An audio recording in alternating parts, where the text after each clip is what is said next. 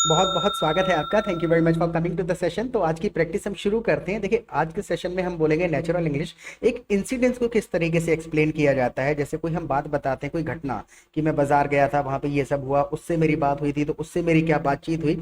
ऐसी सिचुएशन में third party की बातों को हम अपने शब्दों में बताते हैं। दूसरा, कंटिन्यूसली जब हमको 15-20 सेंटेंसेस बोलने पड़ते हैं तो उनको कैसे कनेक्ट करना है, that all we gonna learn in this session. So I will be sharing my screen with you. मैं अपनी स्क्रीन आपके साथ में शेयर कर देता हूँ। The session is not going to be very long. It will hardly take 12 to 15 minutes maximum, I believe. All right. So stay tuned. Basic से start करते हैं और एडवांस लेवल के स्ट्रक्चर्स की तरफ हम बढ़ेंगे। नाउ, आज मैं अपने बेटे को मार्केट लेकर के गया। बिल्कुल बेसिक सा सेंटेंस है। आज मैं अपने बेटे को मार्केट लेकर के गया। आई took my son to the market today. I took my सन यानी ले जाने के लिए टुक का इस्तेमाल कर लेते हैं। I took my son to the market today, मैं अपने साथ लेकर के गया। तो I took my son to the market today with me, अपने साथ मार्केट लेकर के गया। नाउ द नेक्स्ट सेंटेंसेस, हम आधे रास्ते में थे तो मैंने उससे पूछा। हम आधे रास्ते में थे तो मैंने उससे पूछा। We were half way there so I asked him. We were half way there so I asked him. देखिए, हाफ वे का हम इस्तेमाल कर लेते हैं आधे रास्ते के लिए। मान के चलिए कि आप अपने दोस्त के घर जा रहे हैं, आधे रास्ते में आप पहुंच गए, तो आप कह सकते हैं, I am coming to your home and I am half way, यानी आधे रास्ते में हूं। और स्पेशली ये सिर्फ रास्ते के लिए इस्तेमाल नहीं होता है, किसी भी चीज के लिए आप इस्तेमाल कर सकते हैं। मान के चलिए आप कोई काम कर रहे हैं, कोई प्रोजेक्ट पे काम कर रहे हैं, कोई असाइनमेंट वगैरह है, हर चीज के लिए आप अगर आधा कर चुके हैं तो आप कह सकते हैं हाफ वे थ्रू। एक कंडीशन है, मान के चलिए कि आपका कोई दोस्त है, काफी ज्यादा स्ट्रगल कर रहा है और आपको उसको मोटिवेट करना है कि यार अभी मत छोड़ो, लगभग आधा तो तुम कम कर चुके हो, मेहनत कर चुके हो, so please don't give up यार, you are half way through. Don't give up यार, you are half way through. तो we were half way there and I asked him, मैंने उससे पूछा कहीं उसे कोई खिलौना तो नहीं चाहिए। अब देखिए, इसमें एक भावना है, मैं आपको दोनों तरीके से बताता हूँ लिटरल ट्रांसलेशन में, और भावना को पहुंचाने के लिए क्या चाहिए होता है। कहीं उसे कोई खिलौना तो नहीं चाहिए। If he wanted to get any toy, देखिए आई आस्क्ड हिम, मैंने उससे पूछा, if he wanted to get any toy, क्या कहीं उसे कोई खिलौना तो नहीं चाहिए। अगर मैं बेसिक कहूँ, I asked him do you want to get a toy, क्या तुम कोई खिलौना लेना चाहते हो। लेकिन जब मैंने इफ लगाया है, if he wanted to get a toy, इसमें मैंने थोड़ा सा अपने आप को इंक्लूड किया है, अपनी भावनाओं को। मेरे मन में ऐसा आया शायद कोई खिलौना चाहिए हो उसको, and asked him if he wanted a toy, शायद उसको कोई खिलौना चाहिए हो। कहने का तात्पर्य समझ रहे हैं, हिंदी पढ़ के भी समझ आ रहा होगा क्या फीलिंग है। We were half way there and I asked my son if he wanted a toy, शायद उसको कोई खिलौना चाहिए हो। वो बोला, आप ज्यादा ही कह रहे हो तो एक छाता दिलवा दो। वो बोला कि अगर आप ज्यादा ही कह रहे हो तो एक छाता दिलवा दो। ही रिप्लाइड, देखिए हिंदी में हम इसी तरीके से कह देते हैं, राइट। वो बोला, यानी कि जब मैंने उससे पूछा if he wanted a toy, मैंने उससे पूछा कि शायद उसे कोई खिलौना चाहिए हो। He replied, if you insisting so much then get me an umbrella. If you are insisting so much, ज्यादा पीछे पड़ रहे हो, तो इंसिस्ट मतलब पीछे पड़ना, जिद करना। If you insisting so much then get me an umbrella, तो मुझे एक छाता दिलवा दो। उसके बाद में क्या हुआ, उसकी बात सुन के मैं तो चौंक गया, because he is only 5, he is only 5 years old। उसकी बात सुन के मैं तो चौंक गया। अगर इसी चीज को हमको इंग्लिश में कहना है, उसकी बात सुनकर मैं चौंक गया, तो देखिए बात को हमें जबरदस्ती घुसाने की कोशिश नहीं करनी है। I was shocked to hear that, I was shocked to hear that, वो सुन के मैं चौंक गया। वट एवर ही सेड, जो उसने कहा था। I was shocked to hear him, इस तरीके से भी कह सकते हैं, I was shocked to hear him, या फिर I was shocked to hear that, और वो सुन के मैं चौंक गया जो उसने कहा। क्योंकि क्योंकि वो केवल 5 साल का है, क्योंकि वो केवल 5 साल का है, and it is not expected from a 5 years old child that he would say like this, if you insisting so much then get me an umbrella. ये छाता तो नहीं मांगता है 5 साल का बच्चा। So I was shocked to hear him, उसकी बात सुन के मैं चौंक गया। क्योंकि वो केवल 5 साल का है, because he is only 5 years, he is only 5 years old। देखिए, पूरा कहने की जरूरत नहीं होती है, ही इज ओनली 5 years भी कह करके आप छोड़ सकते हैं, ओल्ड लगाने की जरूरत नहीं है, पूरा कर देंगे तब भी गलत नहीं है। Now the next sentence is, इस उम्र के बच्चे तो केवल कार या हेलीकॉप्टर मांगते हैं। इस उम्र के बच्चे केवल कार या हेलीकॉप्टर मांगते हैं। एक चीज और है, अगर आप चैनल पे पहली बार आए हैं तो प्लीज सब्सक्राइब जरूर कर लीजिएगा, क्योंकि हम रोजाना क्वालिटी कंटेंट अपलोड करते रहते हैं। पूरे चैनल को एक बार जाके एक्सप्लोर जरूर करिएगा। दूसरी चीज ये है कि आप हमारी लाइव क्लासेस भी अटेंड कर सकते हैं हमारे एप्लीकेशन पे।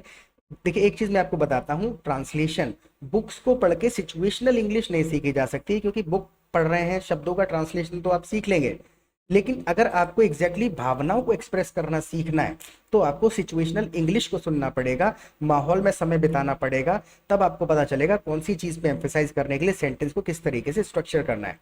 जैसे कि आपने सुना होगा, लोग कहते हैं हम इंग्लिश समझ तो लेते हैं लेकिन बोल नहीं पाते। उसके पीछे तात्पर्य क्या है? जैसा ये कॉन्वर्सेशन सेशन जा रहा है, जो मैं स्टोरी अभी बता रहा हूँ, इसमें हर सेंटेंस के अंदर एक भावना छुपी है। उस भावना को एक्सप्रेस करने के लिए मैं अलग तरीके से सेंटेंस को स्ट्रक्चर करता हूँ। तो ये स्ट्रक्चर्स पे पूरी इंग्लिश बोली जाती है, ना कि ग्रामर से। ग्रामर का तो वुड शुड कुड ही चलता है, बस 5-10 वर्ड्स हैं ग्रामर के जो यूज होते हैं। मेन खेल है स्ट्रक्चर्स का, तो स्ट्रक्चर्स सीखना बहुत ज्यादा जरूरी है। And if you want to speak English fluently the way native English speakers speak, then you will have to listen to the live conversation. Live conversation नहीं सुनेंगे तब तक ट्रांसलेशन पे अटके रहेंगे। और रही बात फीस की, बिल्कुल आपको चिंता नहीं करनी है, बहुत ही मिनिमल सा अमाउंट हम चार्ज करते हैं। और अगर बहुत ही ज़्यादा जेन्युइन प्रॉब्लम है किसी स्टूडेंट की, तो हम ओवर द फोन डिस्कस कर सकते हैं। लेकिन फीस की वजह से ऐसा नहीं सोचना है कि यार फीस नहीं है इसलिए मैं कोर्स नहीं करना चाहता। कोर्स नहीं है, प्रैक्टिस सेशन है। व्हाट्सएप करिए, आएंगे 10-15 दिन में खुद से सारे डाउट्स क्लियर हो जाएंगे and you will start speaking English fluently. This is my commitment to you, but all you need to do is drop me a WhatsApp message. Alright, so I will be waiting for your message on WhatsApp. Let's get back to it now. इस उम्र के बच्चे तो केवल car या helicopter ही मांगते हैं। अब मान के चलिए इसी चीज को कहना है, इस उम्र के बच्चे तो कार या हेलीकॉप्टर ही मांगते हैं। Children of this age ask for car and helicopter only, यानी उसने अम्ब्रेला मांगा, he asked for an umbrella. लेकिन इस उम्र के बच्चे क्या करते हैं? Children of this age ask for car and helicopter only. इसी तरीके के टॉयज मांगते हैं 5 साल के बच्चे। चिल्ड्रन ऑफ दिस एज, इस उम्र के बच्चे ask for car and helicopter only. Now the next sentence is, मुझे खुद को बड़ा लकी महसूस हुआ कि इतना समझदार बच्चा मिला है। मतलब वो मेरे साथ बाइक पे था, मुझे बड़ा लकी महसूस हुआ कि यार ये तो बेकार के पैसे खर्च नहीं करवा रहा, काम की चीज खरीद रहा है। मुझे खुद को बड़ा लकी महसूस हुआ कि इतना समझदार बच्चा मिला है। I felt so lucky to have such an understanding child. I felt so lucky, मुझे बड़ा लकी महसूस हुआ। I felt so lucky to have such an understanding child. देखिए अंडरस्टैंडिंग यानी जो समझ रखता हो चीजों की, समझने वाला, हर चीज को समझ पा रहा है कि भाई पैसे खर्च नहीं करने चाहिए, काम की चीजें खरीद लेनी चाहिए, तो अंडरस्टैंडिंग होता है वो बंदा। Getting the point? अंडरस्टैंडिंग यानी आपकी बात को कोई समझ पा रहा है, वो अंडरस्टैंडिंग है। मान के चलिए आपका कोई दोस्त है और वो आप 1-2 लाइन बोलते हैं या आपकी शक्ल देख के आपकी भावना को समझ जाता है, तो he is very understanding guy. Understanding यानी भावनाओं का आकलन कर लेने वाला व्यक्ति। तो I felt so lucky to have such an understanding child, इतना अंडरस्टैंडिंग बच्चा मुझको मिला। मैंने सामान खरीदा जो मैं लेने गया था, मतलब मार्केट में मैंने उसको छाता दिला दिया और वो सामान खरीदा जो मैं लेने गया था। I bought the items that I had gone to buy, यानी जो सामान मैं खरीदने गया था, I bought the items that I had gone to buy। Items की जगह आप थिंग्स भी बोल सकते हैं, I bought the things, या फिर गुड्स भी कह सकते हैं, I bought the goods that I had gone to buy, जो मैं खरीदने के लिए गया था। नाउ, और हम घर आ गए एंड वी रिटर्न होम। हम वापस आ गए एंड वी रिटर्न होम, घर पे हम वापस आ गए। नाउ, लेकिन जैसे ही बारिश शुरू हुई, फिर उसकी चाल मुझको समझ में आई। जैसे ही बारिश शुरू हुई, as soon as it started raining, he began to create chaos, he began to create panic। दोनों में से आप कुछ भी कह सकते हैं, मेस का भी इस्तेमाल कर सकते हैं। उसने क्या करा?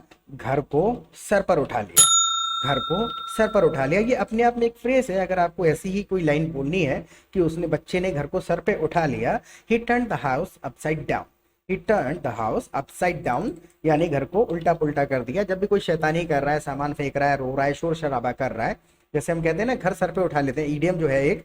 सो he turn the house upside down. Now the next sentence is, और मुझसे कहने लगा कि मुझे रेस्टोरेंट लेके जाओ, मुझे देखना है छाते के अंदर कैसा लगता है। यानी उसकी इंटेंशन क्या थी? उसने लोगों को छाता यूज करते देख लिया था, इसलिए छाता वो ले आया। And he was waiting for the rain to start very excitedly. He was waiting for the rain to start very excitedly, बहुत ज्यादा एक्साइटेडली वो रेन का स्टार्ट होने का वेट कर रहा था। And when it started raining, जैसी बारिश शुरू हुई, he began to create chaos, उसने शोर शराबा शुरू कर दिया और उसने कहा मुझे रेस्टोरेंट लेके जाओ, मुझे देखना है छाते के अंदर कैसा लगता है। अब इसी पूरी की पूरी सिचुएशन को इंग्लिश में बोलते हैं ही वॉज लाइक। देखिए एक चीज है ही वॉज लाइक, मैंने सोचा को ना कह के, आई थॉट ना कह के आप कह सकते हैं आई वॉज लाइक। 2-3 बार यूज करते हैं इस सेशन में, आपको खुद समझ में आ जाएगा। He was like take me to the restaurant, मुझे रेस्टोरेंट लेके जाओ। मतलब उसकी जो अवस्था थी शोर मचाते समय, ही वॉज लाइक कह रहा था और कर रहा था एक्टिविटी से, ही वॉज लाइक वो इस प्रकार से था, take me to the restaurant, I want to experience how it feels to walk under the umbrella. He was like, take me to the restaurant, I want to experience how it feels to walk under an umbrella या walk under the umbrella, दोनों आप कह सकते हैं, यानी कि ही was like, उसकी ऐसी अवस्था थी, when he was creating chaos। Now the next sentence is, मुझे लगा इससे अच्छा तो तू कार ही ले लेता, इससे अच्छा तो तू कार ही ले लेता। आई वॉज लाइक, फिर से आई वॉज लाइक, यानी कि मेरे मन में जो विचार आया, मैंने सोचा, आई थॉट भी कह सकते हैं, या फिर आई was like you should have bought a car instead, you should have bought a car instead, तुझे कार ही ले लेनी चाहिए थी अम्ब्रेला के बदले में। आई was like you should have bought a car instead. Got the point कि आई वॉज लाइक हम ऐसी कंडीशन में यूज कर लेते हैं जहां पे मैं, मेरी अवस्था थी, मेरी फीलिंग थी, मैं कर रहा था, सोच रहा था, whatever. I was like you should have bought a car instead, यार why did you buy this umbrella. और द पॉइंट। सो ये सेशन आपको कैसा लगा, प्लीज फीडबैक जरूर दे दीजिएगा, and I will be waiting for your message. Message कर दीजिए, लाइव क्लासेस में आइए, काफ़ी ज़्यादा आपको खुद से एक्सपीरियंस करेंगे आप कि हाँ ये वो सही जगह है, ये अच्छी जगह है जहाँ पर मैं इंग्लिश को अपनी सुधार सकता हूँ, and I can speak English fluently. All right, फिर मिलेंगे एक नए सेशन के साथ। Till then bye.